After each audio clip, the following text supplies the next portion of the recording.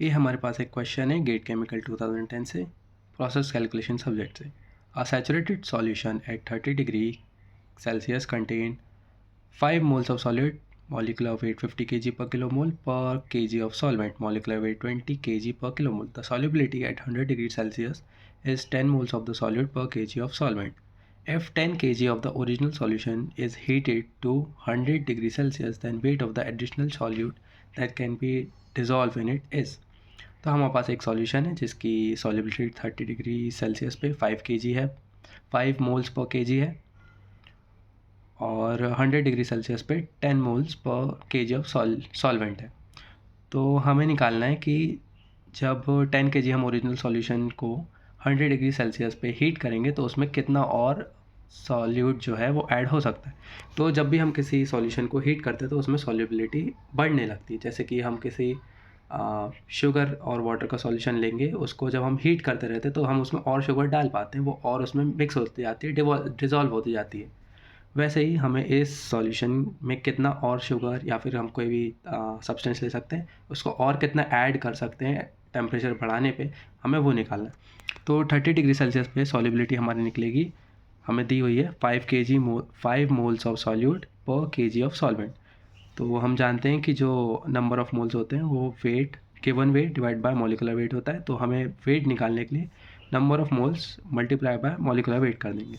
तो 5 मोल्स हमें गिवन है, multiplied by molecular weight 50 kg पर किलोमोल, 50 kg पर किलोमोल, यहाँ एक ज़ीरो और आएगा, ठीक है। 50 kg पर किलोमोल पर kg ऑफ सॉल्वेंट। तो हमारे पास निकल के आएगा 0.25 kg ऑफ सॉल्वेंट पर kg of 0.25 kg of solute पर kg ऑफ सॉल्वेंट। तो ये हमें दिया है, इससे हम फिर निकाल सकते हैं कि पूरे सॉल्यूशन में कितना सॉल्यूट होगा। तो उसके लिए हम मास फ्रैक्शन निकालेंगे 0.25 डिवाइड बाय 1 + 0.25। यह हमारा सॉल्वेंट है 1 kg और 0.25 जो हमारा सॉल्यूट है वो, इससे हमें निकल आता है 2 kg। तो 1 kg ऑफ सॉल्यूशन में हमारे पास 2 kg ऑफ सॉल्यूट है। ऐसे ही हम 100 डिग्री सेल्सियस पे सॉल्युबिलिटी निकाल सकते हैं 10 मोल्स ऑफ सॉल्यूट पर 1 kg ऑफ सॉल्वेंट। तो 10 × 50 डिवाइड बाय 1000 जो हमारा मॉलिक्यूलर वेट है, इससे हमें निकल आता है 0.25 kg ऑफ सॉल्यूट पर kg of solvent eight 100 degree Celsius. फिर जो होगा, हमें दिया गया है 10 kg का सॉल्यूशन। 10 kg का ओरिजिनल सॉल्यूशन है हमारा 30 डिग्री पे ओरिजिनली। तो 30 डिग्री पे हमारी सॉल्युबिलिटी है 0.2 kg पर kg ऑफ सॉल्यूशन, जो हमने पीछे निकाली है यहाँ। तो हम 10 kg को इससे मल्टीप्लाई करेंगे तो हमें निकल आता है 2 kg of solute. 2 kg of solute निकला है तो जो बचा हुआ होगा वो सॉल्वेंट होगा। अब यहाँ मेन बात है, यहाँ पे गलती होती है। जो हमारा ओरिजिनल सॉल्यूशन होगा उसमें 2 kg हमारा सॉल्यूट है और 8 kg सॉल्वेंट है। हम उसी सॉल्यूशन को हीट कर रहे हैं, तो जो सॉल्वेंट होगा वो उतना ही रहेगा।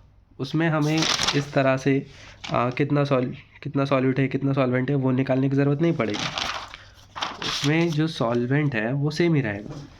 तो हम इसमें से निकाल सकते हैं जो भी हमारा फिर यहाँ पे सॉल्युबिलिटी होगी 0.5 kg ऑफ सॉल्यूट पर 1 kg ऑफ सॉल्वेंट, जो हमने पीछे निकाला था 100 kg सेल्सियस पे। ये वही हम यहाँ पुट करेंगे इज इक्वल टू वही कि 2 + a जितना भी हम ऐड करने वाले हैं सॉल्यूट डिवाइड बाय सॉल्वेंट। तो 0.5 is equal to 2 + a divide by 8 निकालेंगे। यहाँ से हम a की वैल्यू निकालेंगे 2 kg, तो 2 kg और ऐड हो सकता है सॉल्यूट।